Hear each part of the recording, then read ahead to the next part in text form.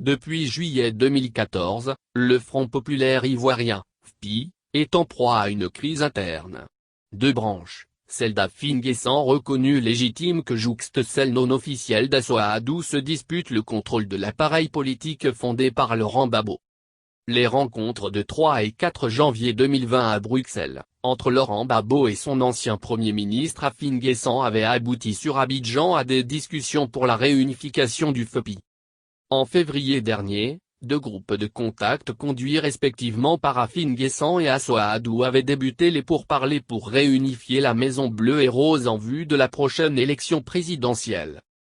Sauf que depuis le 7 juin 2020, Affi N'Guessan, accusant le camp Assoa-Haddou d'avoir signé au nom du FPI un accord cadre avec le PDC de Bédié, a de manière unilatérale suspendu sa participation aux négociations.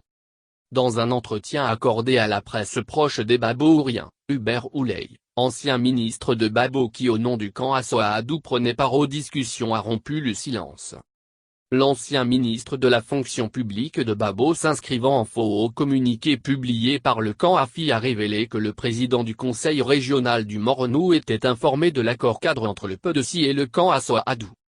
Il ajoute que lorsqu'Affi a appris la signature de l'accord, il s'est ouvert à Laurent Gbagbo qui l'a rassuré. Affi dit qu'il n'aurait été ni informé ni associé à la signature de l'accord avec le PDC. Faux. Lorsqu'il a appris la signature de l'accord, le 30 avril 2020, il s'en est ouvert au président Gbagbo, qui l'a rassuré et orienté vers Assoa-Haddou, avec lequel il s'est entretenu sur ce sujet. Mais étions-nous tenus de l'informer ou de l'associer à la poursuite de nos activités, alors que nous n'en avions pas convenu au départ? La réponse est non.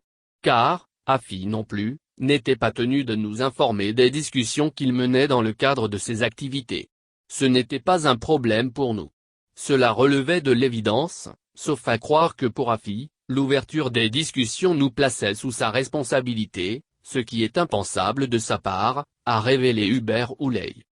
Enfin, Hubert Ouleye affirme que la motivation d'Affi était ailleurs et que l'accord invoqué ne semble être que le prétexte recherché par lui pour sortir des discussions. Cet accord voulu par les deux présidents, Bédié et Gbagbo, et qui porte leur volonté de réconcilier les Ivoiriens avait été endossé par leurs deux partis politiques, affirme-t-il.